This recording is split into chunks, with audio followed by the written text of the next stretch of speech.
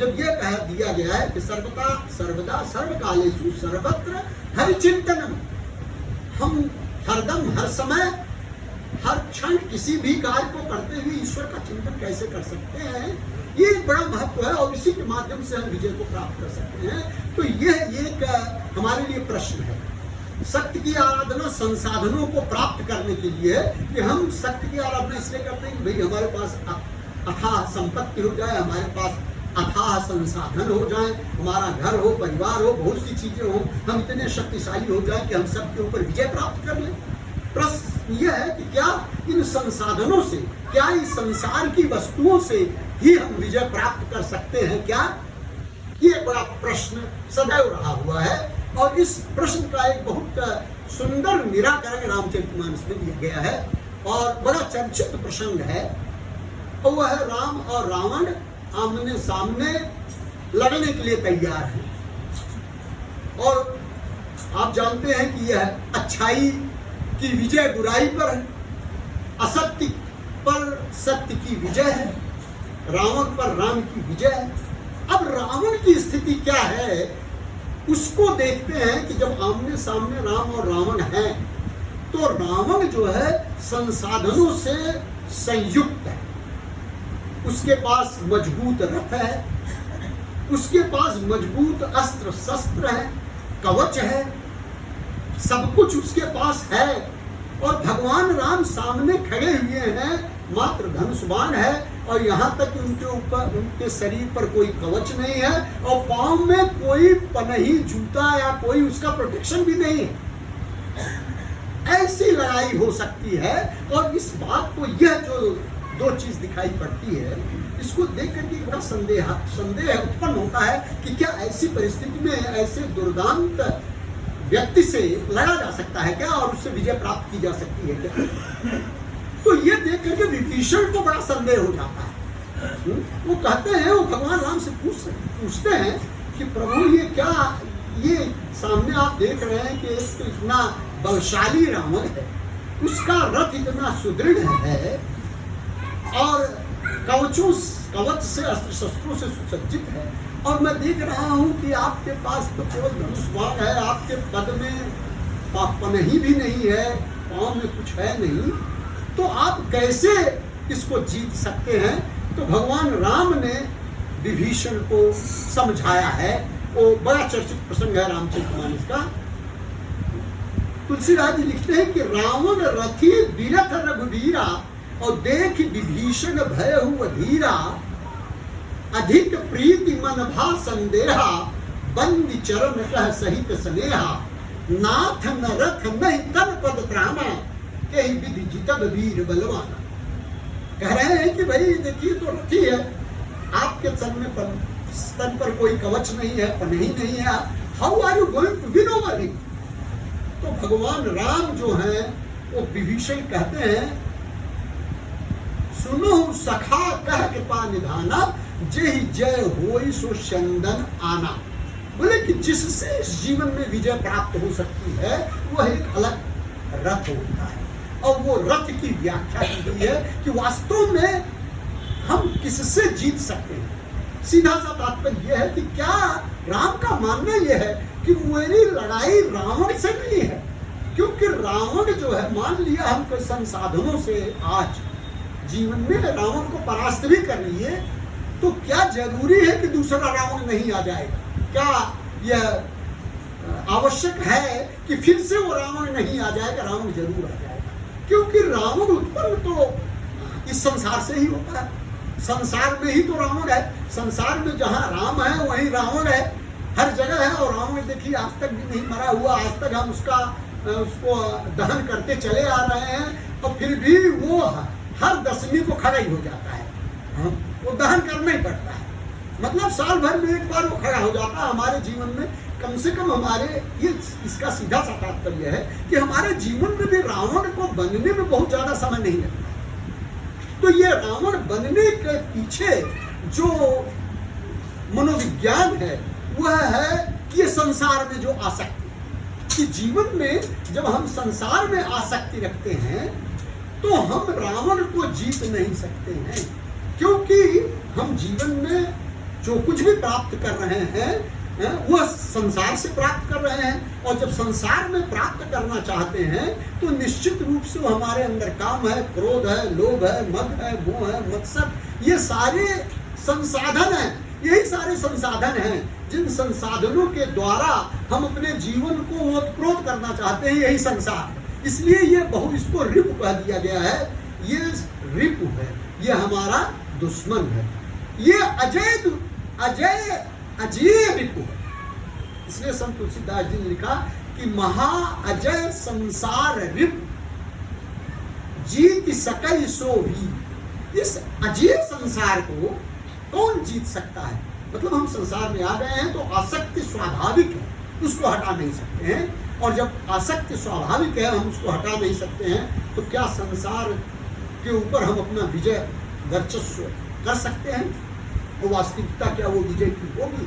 तो अगर ऐसा नहीं हुआ तो रावण तो हरदम खड़ा होगा, क्योंकि हमारे अंदर ही रावण है, हमारे अंदर ही राम है। जब हम किसी भी कार्य को करना शुरू करते हैं तो उस कार्य के अंदर अच्छाई है और बुराई है, जो भी है वो दोनों मिश्रित। ये प्रपंच है, इसीलिए ये माया का जो प्रपंच कह दिया गया है, इसे कहते विधि प्रपंच गुण अवगुण सान।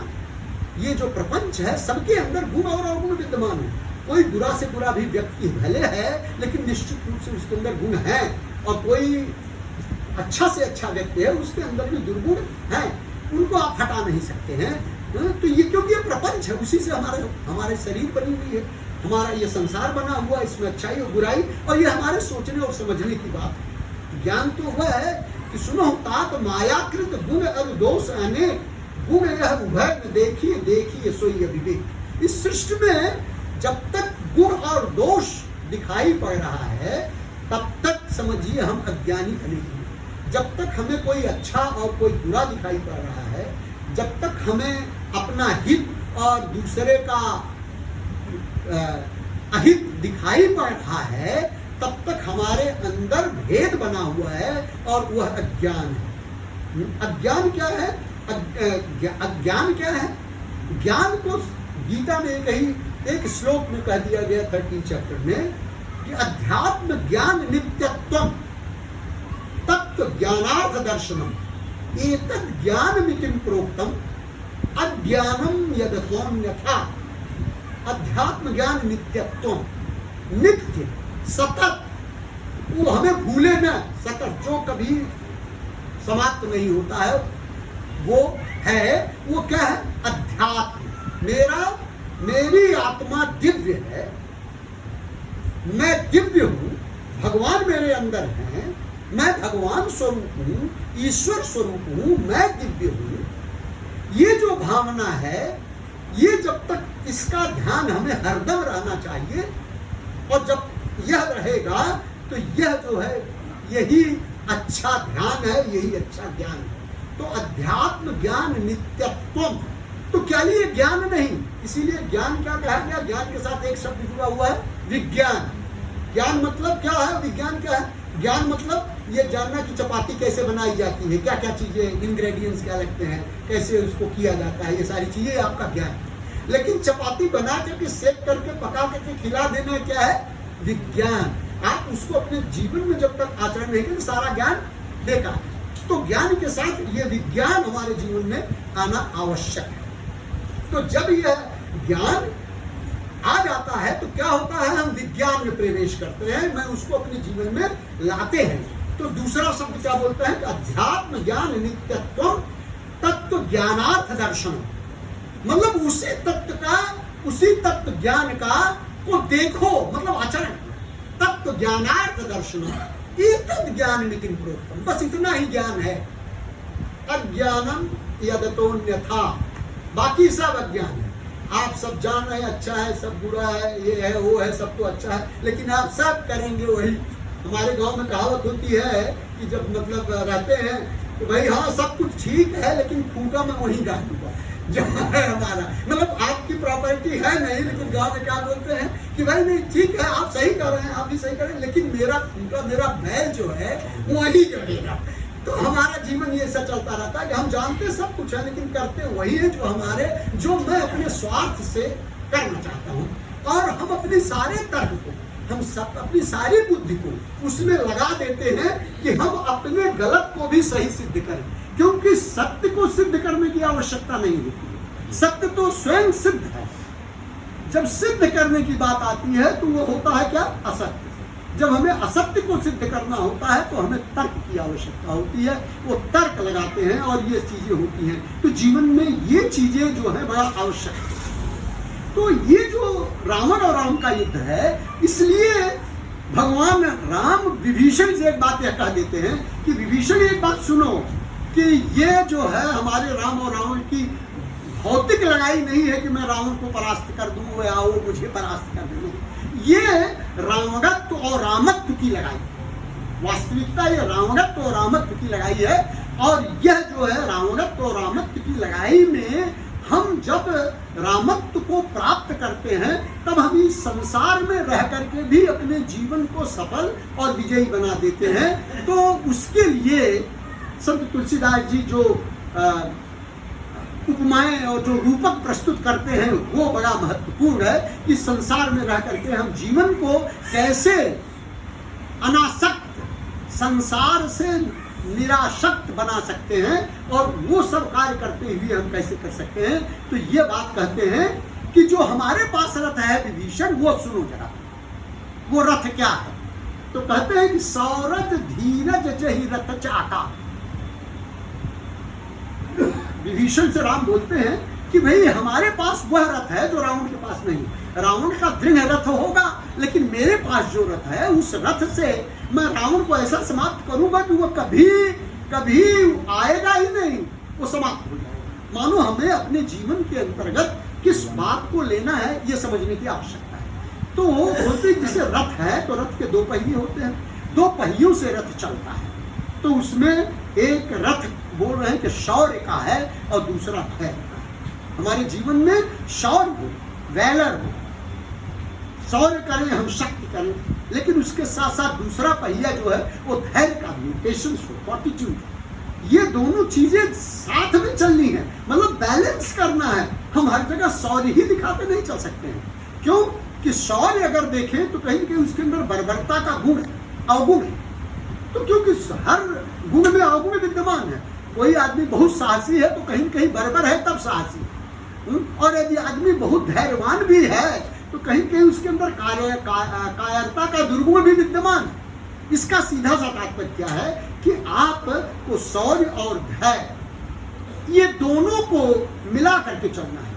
आपको जीवन में शौर्य लेना है, क्योंकि एक रथ की पहिए, एक पहिए से रथ को नहीं चलाया जा सकता, दोनों रथ के पहियों से ही अच्छी तरह से रथ चलता है। तो शौर्य और धैर्य दोनों होना चाहिए। तो कहते हैं कि सौरज धीरज जहि रथ चाका, सत्यशील दृढ़ ध्वजा पताका। अब आप देखिए सारी बातें जो है, सारे गुण को जो बताया जा रहा है, ये सब एक दूसरे के विरोधाभासी है। शौर्य के साथ धैर्य नहीं चलता है, लेकिन जीवन में अगर आपको सफलता प्राप्त करना है तो दो चक्की वाला ये जो रथ है लेना पड़ेगा। शौर्य भी करिए और धैर्य भी रखिए, ये बड़ा आवश्यक है।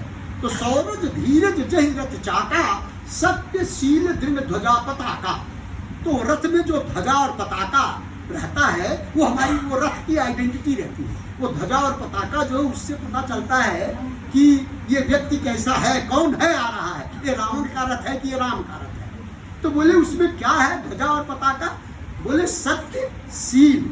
सत्य मतलब होता है ट्रुथफुलनेस, ट्रुथ होना, सत्य होना। लेकिन सत्य जब हम बोलेंगे तो उसमें एक अवगुण ये है कि हम कभी कभी उस सत्य में किसी को नाराज भी कर देते हैं। स्वामी क्या कहते हैं कि स्पीक पोलाइटली, बात बोलते हुए क्या, whatever if you can't oblige speak obligingly. मतलब क्या है कि आप सत्य भी रहे और फिर दूसरा क्या है, शील। शील मतलब होता है गुड कंडक्ट। इसका मतलब कि अगर ट्रुथ है तो आपका कंडक्ट गुड नहीं हो सकता है। अगर प्योर ट्रुथ पर ही आप चले तो निश्चित रूप से आपका सील, आपका आचरण लोगों को अच्छा नहीं लगेगा। बार बार बोले सत्यवादी है, सब लोग कट हो जाएंगे। तो क्या है, सत्यशील दृढ़ ध्वजा पताका। आपको सत्य और शील ये दोनों का समन्वय बनाते रहना पड़ेगा जीवन में। तो सत्यशील दृढ़ ध्वजा पताका। अब फिर घोड़ों पर आ जाते हैं कि भाई 4 घोड़े लगे हुए हैं, तो 4 घोड़े क्या है? बल विवेक दम परहित घोर।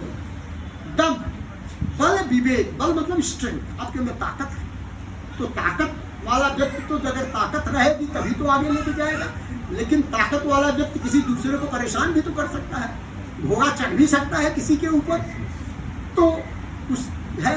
ठीक उसी प्रकार से बल विवेक भी, विवेकवान जो है, ज्ञानी जो होता है, बहुत तर्क से अपनी सारी गलतियों को सब सिद्ध कर देगा, आप उसको पका ही नहीं सकते। विवेकवान है लेकिन वो विवेक से क्या करेगा? वो सबको बेवकूफ बनाता फिरेगा। बल विवेक, तो ये चीजें हैं, उसके अंदर चीजें हैं, गुण और अवगुण दोनों हैं। बल विवेक दम, सेल्फ कंट्रोल है, बड़ा संयमी है, लेकिन उस संयम से वो दूसरे का नुकसान भी कर रहा है। तो बल विवेक दम परहित, और बहुत परहित भी कर रहा है, लेकिन उसके साथ साथ ये चीजें जो हैं, परहित में बहुत सी ऐसी चीजें जुड़ जाती हैं कि उसमें समाज का भी नुकसान हो जाता है। व्यक्ति का तो नुकसान हो जाए ठीक है, लेकिन समाज का भी परोपकार में नुकसान हो जाता है। तो ये 4 घोड़े जो हैं ये हैं, तो 4 घोड़ों को इसलिए कंट्रोल करने के लिए, मतलब ये क्या चीजें हैं? बल विवेक दम परहित घोर, स्ट्रेंथ, डिस्क्रिशन, फिर सेल्फ कंट्रोल एंड बेनेवलेंस, ये परोपकार, ये 4 घोड़े हैं जिनसे कि हम संसार में चलते हैं। लेकिन इन घोड़ों को ऊपर जो नियंत्रण रखना है, वो नियंत्रण रखना है लगाम से। वो लगाम रहती है, तो आप देखिए कि 4 घोड़े तो 8 लगाम, हर घोड़े को 2-2 लगाम। लेकिन ये जो लगाम है, उस 8 लगाम में नहीं, हर रस्सी के अंदर देखे तो 3 लड़ी होती है। जब हम रस्सी बनाते हैं लगाम, तो उसके अंदर 3 लड़ी होती है, चोटी बांधते हैं या कुछ भी होते हैं, 3 बट होते हैं जिससे कि हम रस्सी बनाते हैं। तो 3 रस्सियों के बट क्या है? वो लगाम की क्या है?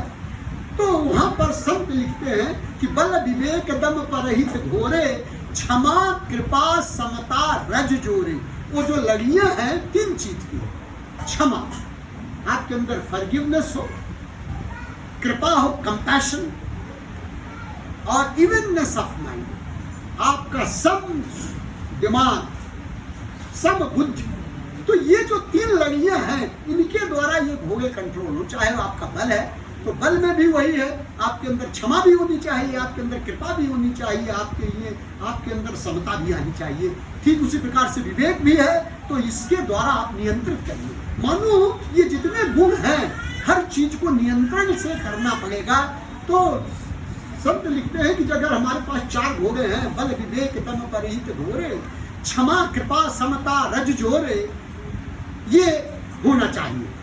और फिर बोलते हैं कि फिर रथ पर जो चलाने वाला जो है, वो है ड्राइवर, सारथी। वो सारथी होना चाहिए। अब सारथी ऐसा हो कि आपको सही दिशा में ले जाए। तो सारथी की जब चर्चा करते हैं, तो संत एक बात करते हैं बड़ा महत्वपूर्ण, और जो कि शक्ति आराधना में सारी चीजों का समन्वय बनाता है। क्योंकि सारथी अच्छी तरह से जानता है, जो रथी है, जो रथ पर बैठा हुआ है, उसको तो युद्ध करना है। वो युद्ध कर रहा है, हमारी शरीर है, हमारा विवेक है, हमारा परहित है, हमारा सेल्फ कंट्रोल है, शौर्य है, धैर्य है, ये सारी चीजें हमारे अंदर हैं। लेकिन हम तो युद्ध करने में अपने फोकस को, अपने ध्यान को लगाए हुए। तो फिर ऐसी स्थिति में मेरा रथ जाए कहाँ, ये उस पर ध्यान देने वाला वो ड्राइवर होता है। तो वो ड्राइवर कौन? तो कहा है, ईश भजन सारथी सुजाना। ईश्वर का भजन ही सबसे बड़ा सारथी। मतलब जीवन में हम जो भी कार्य कर रहे हैं, वह सदैव अर्पण और समर्पण के भाव से करते रहें। हम अच्छा भी जो कर रहे हैं, वह भी ईश्वर को समर्पित। अगर हमसे कुछ बुरा भी हो जा रहा है, कभी कभी बुरा हो जाता है, न जाने भी हो जाता है, जान के करें तो आप कंट्रोल करिए, न जाने हुए भी कर लीजिए, तो भी वह ईश्वर को समर्पित करिए। इसलिए 2 बातें हमारे जीवन में कही गई हैं, उसे ईश्वर की, अगर कोई अच्छा होता है तो वह क्या है? वो है ईश्वर की कृपा। तो हमें भगवान पर पूरा विश्वास करने की आवश्यकता है कि हमारा ये शरीर, हमारा ये जो रथ है, उसको चलाने वाला वो ईश्वर है। वो ईश्वर का मैं भजन करता हूं, जिससे वो हमको सही दिशा में जाए।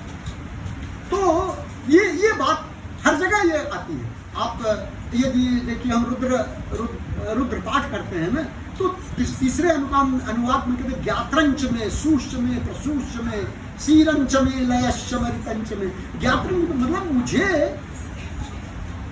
वरिष्ठ जनों का, श्रेष्ठ जनों का, गुरुओं का सही दिशा में मार्गदर्शन प्राप्त हो। क्योंकि मार्गदर्शन जो है वो हमारी आत्मा को ईश्वर देने वाला है। पूर्व प्रेरक रघुवंश मन, स्वामी हमें प्रेरित करते हैं, ईश्वर हमें प्रेरित करता है।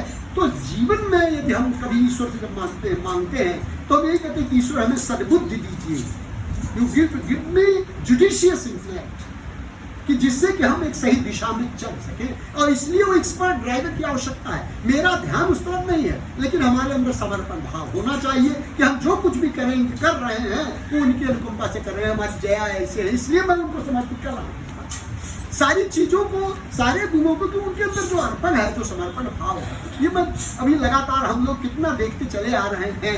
जीवन में रहते हुए भी एक निरासक्त भाव से कैसे हम अपने जीवन को समर्पित करके ईश्वर को प्राप्त करके रामत्व को उत्पन्न कर सकते हैं, ये बात उनके जीवन से प्रेरणा लेनी चाहिए। हम प्रेरित होते हैं, हमें प्रेरणा लेनी चाहिए ऐसे व्यक्तियों से। स्वामी से हमें प्रेरणा लेना चाहिए। संसार में स्वामी भी तो संसार में आए। आप बताइए कि क्या परेशानियां उनको नहीं हुई जो हमको नहीं होती है, लेकिन वो हरदम प्रसन्न थे, आनंद स्वरूप थे।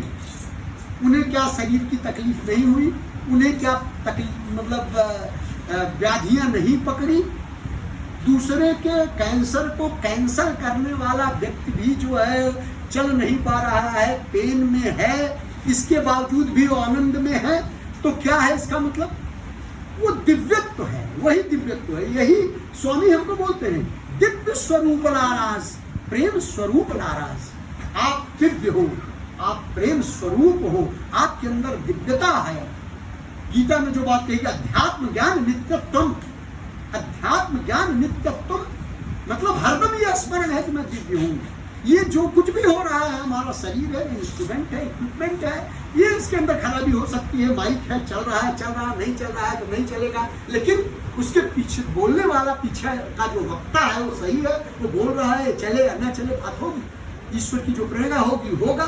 तो ये चीज दूसरी क्या है कि अगर अच्छा हो गया तो क्या होता है कि वह ईश्वर की कृपा है। लेकिन अगर अनजाने में कुछ बुरा हो गया तो क्या है वह है ईश्वर की इच्छा। ये मानिए।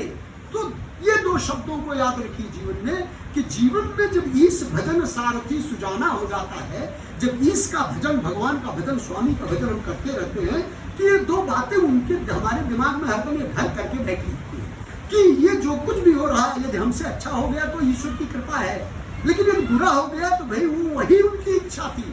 मतलब you will not feel guilty, आपको फील करने की आवश्यकता नहीं है अगर आपने अनजाने में किया। हाँ, जानबूझ करके कर रहे हैं, प्रेरणा भी वैसे दे रहे हैं, क्योंकि जो भी आप करेंगे कर्म का फल तो मिलना है। कर्म क्या है? वो वृक्ष है, तो जैसा हम वृक्ष बोएंगे फल वैसा मिलेगा। अब इसमें आप कहेंगे अरे भगवान ने तो हमको ऐसा कर दिया, ये कर दिया, हमने तो हम बहुत बुरे फंस गए, लेकिन आप उसके पीछे नहीं जा रहे कि आपके द्वारा कर्म जो किया गया, यद्यपि वह कर्म जो है ईश्वर की इच्छा था, कहीं न कहीं वह आपको कुछ इसलिए प्रेरणा दे रहा है कि आप अपने जीवन में सीख ले करके अपने आप को सुधारें। तो ईश भजन सारथी सुजाना, जीवन में ये सारी चीज करते हुए जो ड्राइवर है, एक एक्सपर्ट ड्राइवर हो, ईश्वर की अनुकंपा जो 9 दिन तक हम करते चले आए, इसलिए हमें भजन करने की आवश्यकता है। हमारे मन में ये बात आती है, कभी अभी ऐसा हो ही जाता है, भजन करते करते हम भाई हम तो रोज भजन करते हैं, लेकिन अब घर में बड़ा गड़बड़ हो गया, ऐसा हो गया, चोरी हो गई, डाका पड़ गया, कोई मर गया या कुछ हो गया, हम तो इतना भजन करते हैं, भगवान क्या है हमारे को, चलो जाने दो, हम भजन ही नहीं करेंगे, हटाओ, ये सब किसी काम का नहीं है, ये सब हटाओ। तो ये हमारे जीवन में आता है। कभी कभी ऐसा हो जाता है कि हमारी मनोकामनाएं पूर्ण हो जाती हैं, हम कहीं पुट्टपर्ती गए तो हमारी एक मनोकामना पूर्ण हो गई, अरे भाई बड़े सिद्ध पुरुष, स्वामी बड़े सिद्ध पुरुष हैं, वहां जाने से मनोकामना पूर्ण हो जाती है। अच्छा, अभी फिर क्या हुआ, एक बार गए ठीक हो गया, दूसरी बार गए तो बड़ा गड़बड़ हो गया, अरे किसी काम के नहीं है, वहां गया इतना तो लफड़ा हो गया, हटाओ हटाओ हटाओ, मूर्ति भी और फिर जो फोटो वोटो है फेंकने लग जाते हैं, इसको जरा किसी को दे दे तो बड़ा ठीक नहीं है, यहाँ आए वहां गए ऐसा हो गया, फिर तो जीवन में ये जो दृढ़ता है, ये क्या है? ये दृढ़ता भी होनी चाहिए। और इसलिए बात कही जा रही है कि इस भजन सारथी सुजाना। और फिर अभी संत आ रहे हैं कि विरति चर्म संतोष कृपाना। फिर अस्त्र शस्त्र और कवच करा रहे हैं कि कैसा कवच होना चाहिए। तो बोले कि इस भजन सारथी सुजाना, विरति चर्म संतोष कृपाना। वैराग्य रूपी ढाल, हमारे अंदर वैराग्य का कवच, हमारा जो आर्मर है वो हो, हमारी जो ढाल हो वैराग्य की हो, वो हमको दिमाग में हमको अच्छी की तरफ प्रेरित करे। मतलब जो भी कार्य कर रहे हैं वो राग से प्रेरित होकर के नहीं, जो भी हो रहा है वो ईश्वर की अनुकंपा है, एक अच्छे कार्य के लिए कर रहा हूँ, उसमें सबका कल्याण है। और सबका कल्याण है तो मेरा भी उसी में कल्याण है, क्योंकि मैं सबसे अलग नहीं हूँ। लोका समझता, स्वामी क्या बोले, लोका समझता सुखिनो। तो जब सब सुखी रहेंगे तो हम भी सुखी रहेंगे। और यह है वैराग्य। तो ये जो वैराग्य जो है बड़ी ढाल। तो विरति चर्म संतोष कृपाण, संतोष जो है वो कृपाण, contentment. You should have a contentment. इसीलिए शौर्य करिए, सब कार्य करने के लिए सारे प्रयास करिए, एफर्ट लीजिए, हर चीज करिए, लेकिन करते हुए जीवन में आपको संतोष रहना जरूरी है। यही भक्ति है। अष्टम यथा लाभ संतोष। मेहनत करिए, हम डॉक्टर हैं, मेहनत करते हैं, पेशेंट को बचाने के लिए हमने अपनी सारी ताकत लगा दी, सब कुछ कर दिया, लेकिन इसके बाद अगर पेशेंट ठीक हो गया तो ईश्वर की कृपा है, और नहीं ठीक हुआ तो भाई उसमें संतोष करना पड़ेगा हमको, क्योंकि मतलब वही प्रारब्ध में था, वही चीज थी। हाँ, हमको जॉब सेटिस्फैक्शन है, हम कार्य जो कर रहे हैं उस कार्य में हम संतुष्ट हो कि हम सही ढंग से कार्य कर रहे हैं। अगर हम अपने कार्य से संतुष्ट नहीं हुए तो ठीक नहीं। आप कार्य को मनोयोग के साथ करिए, फिर परिणाम तो कुछ न कुछ आना है, जो आएगा वो ईश्वर की कृपा या ईश्वर की इच्छा होगी। और इस बात पर संतोष करिए। और इसीलिए संतोष का कह दिया कृपाण। कृपाण का मतलब क्या है? तलवार अलग होती है और कृपाण अलग होता है। तलवार के अंदर एक तरफ धार होती है, मतलब वो काटता है एक तरफ से, लेकिन कृपाण क्या है? कृपाण के अंदर दो धार होती है, डबल एजेड स्वर्ण, ऊपर भी धार नीचे भी धार, और तीसरा एक नोक भी होता है उसके अंदर, वो नोक से अंदर जाता है, मतलब तीन तरह से वार करता है। तो ये क्या तीन चीज है? ये तीन चीज क्या हमारे जीवन में, ये तीन जो मनोवृत्तियां हैं, यही सारे फसाद की जड़ है जो हमको संतोष नहीं लेने देती है। क्या है? काम, क्रोध, लोभ। ये काम, क्रोध, लोभ, हमारे अंदर कामनाएं इतनी है कि बस संतोष ही नहीं हो रहा है। तो बिन संतोष न कामन साही, और काम अछत सुख सपने हुनाही। जीवन में सुख कैसे स्वप्न में भी नहीं आ सकता जब तक हमारे अंदर काम है। तो संतोष रूपी कृपाण है तो काम को समाप्त करेगा। और फिर क्या है? फिर दूसरी चीज क्रोध है। क्रोध में भी संतोष नहीं होता। जब आदमी क्रोध में आ जाता है तो संतोष को छोड़ता है, अगर बस इसने गलत किया इसका हम किससे बदला लेना ही है, मतलब वो जीवन का। तो ये जो संतोष है यही है। लक्ष्मण के ऊपर परशुराम बिगड़ गए कि अरे ये छोटा सा बालक हमको क्या कह रहा है, धनुष यज्ञ का प्रसंग है। तो लक्ष्मण कई बात कहते हैं, भाई देखिए नहीं संतोष तो पुण्य का चुका हूं। बोले देखिए क्या है, आप गाली देने से अगर आपको संतोष मिल रहा है तो ठीक है और गाली दे दीजिए लेकिन रिश्क को रोक करके आप दुख मत सहिए। मतलब क्रोध जब आता है तो क्रोध के रोकने में भी दुख होता है। हम क्रोध नहीं रोक पाते क्योंकि हम दया करने, कोई आदमी हमारा बहुत बुरा कर दिया और उसके ऊपर हमने कोई प्रहार नहीं किया तो बड़ा दुख होता है, ये क्या ऐसा कह करके चला जा रहा है। तो वो दुख जो है उस दुख को हटाना पड़ेगा, उसके लिए क्या जरूरी है? संतोष। इसलिए लक्ष्मण उनको बड़ी सुंदर बात कहते हैं कि नहीं संतोष तो पुण्य का चुका हूँ, जब ऋषि रोक दुसह दुख सहे। मतलब आप ऋषि को रोक करके असह्य दुख को मत रखिए, मतलब व्यंग कर रहे हैं उनके ऊपर, मतलब उनको समझाने का प्रयास करते हैं कि आप मुनि हैं, आपको क्रोध नहीं करता है, थोड़ा संतोष रखिए, कोई चीज नहीं, पहले समझने का प्रयास करिए कि वास्तविकता यहाँ क्या है। सीधी सी बात है संतोष। तो ये जो चीजें हैं ये क्रोध समाप्त करना संतोष। संतोष रूपी कृपाण है, वो काम को समाप्त करेगा, क्रोध को। और जब काम और क्रोध समाप्त होगा तो लोभ अपने आप समाप्त होता है, क्योंकि काम अगर हमारा सिद्ध होता है, कोई कामना हमारे जीवन में बन जाती है, तो हमारे अंदर लोभ की उत्पत्ति होती है। एक चीज बन गया तो हमें लड़का पढ़ लिया तो नौकरी मिलनी चाहिए, नौकरी मिल गई तो अच्छा पैकेज चाहिए, अच्छा पैकेज मिलना चाहिए तो गाड़ी बंगला घोड़ा चाहिए। जो 10 20 50 मिले सत हो 1000 लाख मनेगी। ये काम जब बढ़ने लगता है तो वो है, और फिर वही पतन करता है। गीता में कहा ध्यायते विषयान पुंसः संगस्तेषु उपजायते संगात संजायते कामः कामात् क्रोधो विकरः क्रोधात् भवति सम्मोहः। तो ये कामात्, और अगर उस कामना में कोई विघ्न पड़ गया तो क्रोध उत्पन्न हो जाता है। कोई काम हमारा शुरू हुआ और उसको नहीं हुआ तो क्रोध उत्पन्न हो गया। तो मानो ये लोभ और क्रोध और काम ये सब जुड़े हुए हैं, ये कृपाण। तो विरत चर्म संतोष कृपाणा, संतोष जो रूपी है कृपाण है, उससे समाप्त होता है। तो ये जो है विरत चर्म संतोष कृपाणा और दान परस। फिर क्या है हमारे पास परस, फरसा है, अस्त्र में फरसा है। और फरसा क्या है? वो दान परस बुद्धि शक्ति प्रचंडा। दान परस बुद्धि शक्ति प्रचंडा एक महत्वपूर्ण प्रसंग है।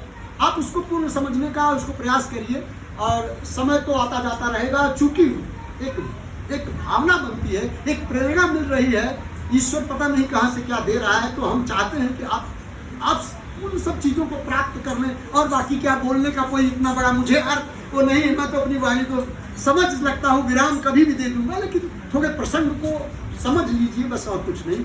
क्योंकि वह हमारे जीवन को उत्कृष्टता की ओर ले जाएगा, वह हमारे विजय को लेकर के विजय को प्राप्त कराएगा। तो दान परसु बुद्धि शक्ति प्रचंडा, हमारे जीवन में फरसा जो है वो फरसा किस चाहत का है?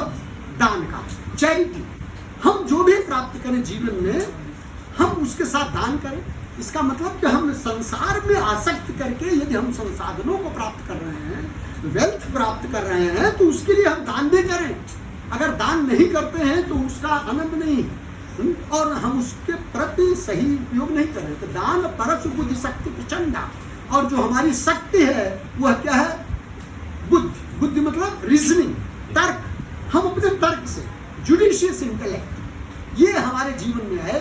दान परसु बुद्धि शक्ति प्रचंडा और वर विज्ञान, श्रेष्ठ विज्ञान। मैंने आपसे कहा कि ज्ञान क्या है, विज्ञान क्या है। तो ज्ञान क्या है? ज्ञान है जानना, और विज्ञान उसको आदर करना, उसका आचरण करना। तो ये विज्ञान, वर विज्ञान, श्रेष्ठ विज्ञान। और श्रेष्ठ विज्ञान क्या है? स्वामी कहते हैं कि दिव्य स्वरूप लाना। You are not only I am God, you are also God. ये ट्राई टू अंडरस्टैंड, ये हरदम ये बात आप दिमाग में अपने रखिए। मतलब उनकी सीधी सी बात, बड़े बड़े वेद और उपनिषदों के सार को स्वामी ने एक एक वाक्यों में बोल दिया है, और इसको हम जीवन में अपने आचरण करते हैं तो हमारा जीवन सफल हो जाएगा। मैं उसको अच्छी तरह से प्राप्त कर लूंगा। तो इसलिए जीवन को सही दिशा में और सफल बनाने के लिए ये बड़ा आवश्यक है। तो वर विज्ञान, श्रेष्ठ विज्ञान क्या है? आप ये समझ लें, हाईएस्ट विजडम क्या है? Highest wisdom is that I am divine, I am not body. मैं शरीर नहीं हूँ, मैं दिव्य हूँ, मैं दिव्यात्मा हूँ, मैं ईश्वर स्वरूप हूँ। ये तो वर विज्ञान कठिन कोदंडा, वह जो धनुष है वह वर विज्ञान है कि हम डिवाइन, और फिर उससे बाण भी निकल रहे हैं। तो क्या है? संयम नियम सिली मुख नाना। ये जो बाण निकलते हैं इस बात से कि जब हम ये समझ लेंगे कि मैं दिव्य हूँ, तो दिव्यता के लिए, दिव्यता से जो बाण निकलेंगे वो क्या है? संयम नियम। सम मतलब शांत, आपकी शांतता, सम मन को शांत करना, ये आपके अंदर स्वतः उत्पन्न हो जाएगा। आप मन हरदम शांत रखेंगे। यम, 5 यम है। क्या है वो? एब्स्टिनेंसेस, सारे एब्स्टिनेंसेस हैं। सत्य, हिंसा, अपरिग्रह, ये सब जो चीजें हैं, अस्ते, ये सब चीजें जो हैं यम है। नियम, 5 नियम है। तो ये जो शौच, संतोष, स्वाध्याय, ये सारे 5 जो नियम हैं, ये सारी चीजें, ये बाण निकलेंगे तब आप योग में जाएंगे। ये योग, अष्टांग योग का ये भाग है। यम, नियम, आसन, प्राणायाम, प्रत्याहार, धारणा, ध्यान और समाधि, इस दिशा में जब आप जाएंगे तब वो पहुंचेंगे वहां पर, वो दिव्यता की तरफ जाएंगे। तो समयम नियम सिली मुख, वही बात है। तो समयम नियम सिली मुख नाना, ये जो हैं ये रहते हैं। और हमारे जीवन में फिर कवच क्या है? कवच अभेद विप्र गुरु पूजा। हम जीवन में अपने गुरु की बात माने, उनको सुने, उनको समझे, स्वामी ने जो हमें उपदेश दिया उन पर चले, ये बड़ा आवश्यक है। कवच अभेद विप्र, विप्र का मतलब होता विशेष प्रवीण है, विप्र है जो विशेष रूप से प्रवीण है, जो ज्ञानी है, जो बात कह रहा है उसको सुने, समझे और अपने जीवन में लाए, तो यह विप्र है। तो कवच अभेद विप्र गुरु पूजा, यही सम विजय उपाय न दूजा। तो ऐसे इससे बढ़कर के और विजय का कोई उपाय नहीं है। और इसलिए भगवान राम विभीषण कहते हैं कि जिससे महा अजय संसार रिपु, जीत सकई सो वीर, जाके असरथ हो दृढ़ सुनो सखा मति धीर। कि हे सखा, हे विद्वान सखा मित्र, आप समझो कि जिस रथ से इस संसार की आसक्ति को हटाया जा सकता है, मतलब संसार में रह करके हम संसार के कार्य को करते हुए अपने जीवन में जिससे हम आगे बढ़ सकते हैं, विजय प्राप्त कर सकते हैं, वह यह रथ है। और जब आप इस चीज को ध्यान में रखेंगे तो जीवन में आप विजय प्राप्त करेंगे। तब रावण आपके जीवन में पुनः उत्पन्न नहीं होगा। बार बार आपको रावण से लड़ाई करने की जरूरत नहीं है, रावण के दहन करने की जरूरत नहीं है। मानव जीवन को कि ये जो गुण हैं, इन गुणों का संतुलन भी होना बड़ा आवश्यक है। उस संतुलन के माध्यम से एक समरसता से अपने जीवन को जियो।